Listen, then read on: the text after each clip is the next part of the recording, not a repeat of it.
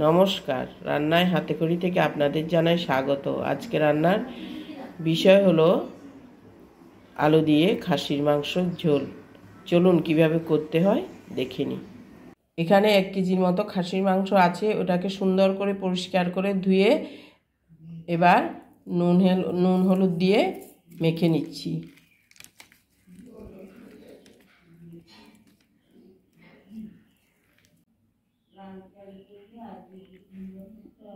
দিয়ে দিচ্ছি কিছুটা সর্ষের তেল। এবার সব কিছু মেখে নেব।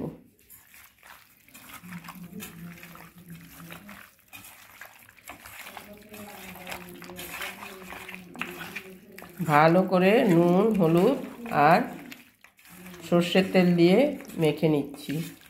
রান্নাটা করছে বৌমাই করছে। এখন এখানে নিয়েছি দারচিনি, এলাচ, বড় এলাচ, ছোট এলাচ, লবঙ্গ, জায়ফল, জয়িত্রী, এইগুলো সব নিয়ে পরিমাণ মতো নিয়ে ভেজে নিচ্ছি।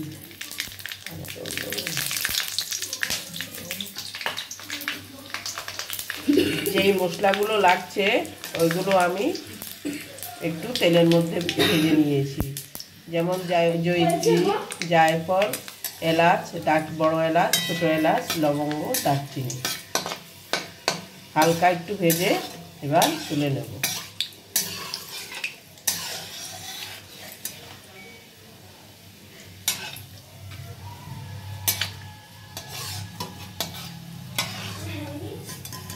মশলাগুলো ভেজে তুলে নিয়েছি। ওই তেলেতেই আমি আলুগুলো ভেজে নিচ্ছি।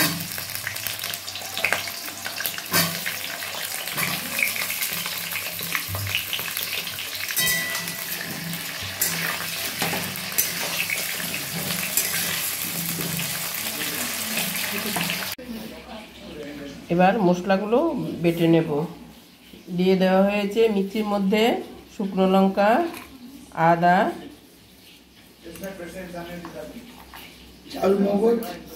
পরিমাণ মতো রসুন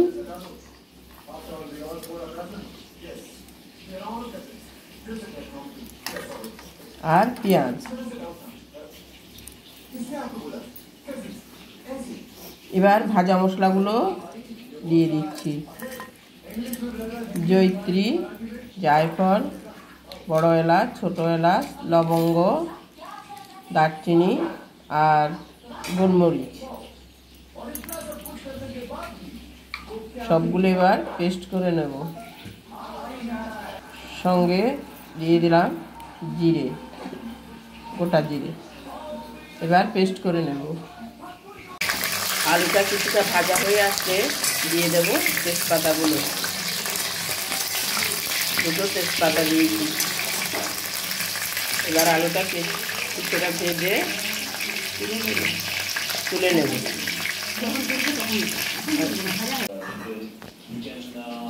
প্রথমে যে মাংসটাকে 30 মিনিট নুন হলুদ এবং সর্ষের তেল দিয়ে মেখে রেখেছিলাম, ওই মাংসটার মধ্যেই ওটা তখন 30 মিনিট মেখে রেখে দিয়েছিলাম। এখন ওই যে মশলাটা পেস্ট করেছি, ধনে জিরে দিয়ে সমস্ত মশলাগুলো পেস্ট করেছি, ওইটা দিয়ে এখন মেখে আবার 10 মিনিটের মতো ম্যারিনেট করে রেখে দেব। এদিকে আলুটা ভাজা হচ্ছে।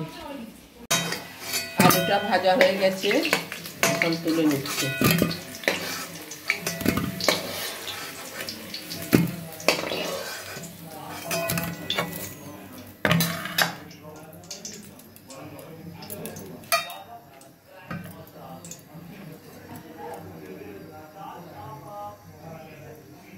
আলু ভাজার তেলটার মধ্যেই আর একটু সর্ষের তেল দিয়ে দিচ্ছে। এবার দিয়ে দেবে পেঁয়াজ কুচি।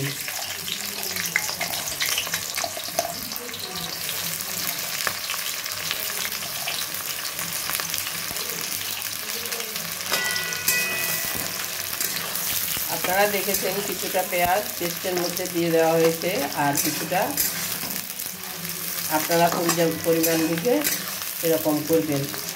মাংসের পরিমাণ বুঝে কিছুটা পেস্টে দেবেন, কিছুটা ভাজাতে দেবেন।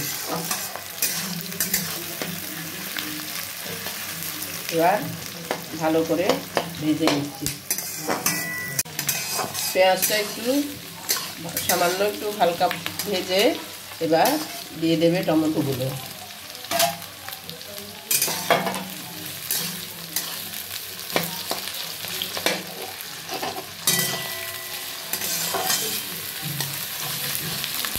টমেটোটা হালকা ভেজে এবার ম্যারিনেট করা মাংসটাও দিয়ে দেবে। দিয়ে দিচ্ছে স্বাদ মতো নুন। নুনটা মাখাতেও কিছুটা দিয়েছিল, এখন আবার সামান্য একটু দিয়েছি। এতে পেঁয়াজ টমেটোগুলো তাড়াতাড়ি নরম হয়ে যাবে। এবার ম্যারিনেট করা মাংসটা দিয়ে দিচ্ছি।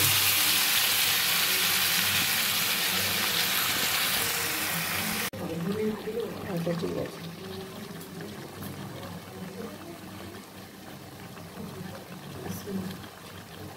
এবার দিয়ে দেওয়া হয়েছে কিছুটা কাশ্মীরি রেড চিলি পাউডার।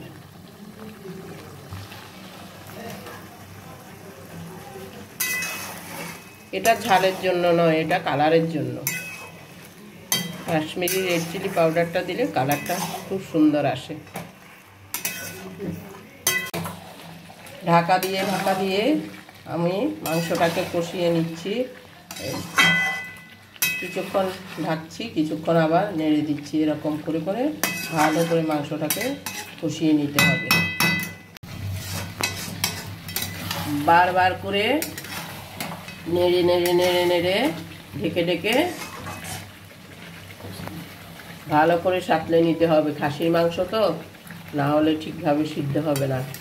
এবার দিয়ে দেওয়া হয়েছে ভাজা আলুগুলো। এবার আবার একটু ভেজে এবার জল দিয়ে দেব। জলটা হয়েছে গরম জল। গরম জলই কিন্তু দিতে হবে, ঠান্ডা জল দিলে হবে না। যা টাইম নিয়ে একটু সময় নিয়ে করতে হবে, কারণ খাসির মাংস সিদ্ধ হতে টাইম লাগবে।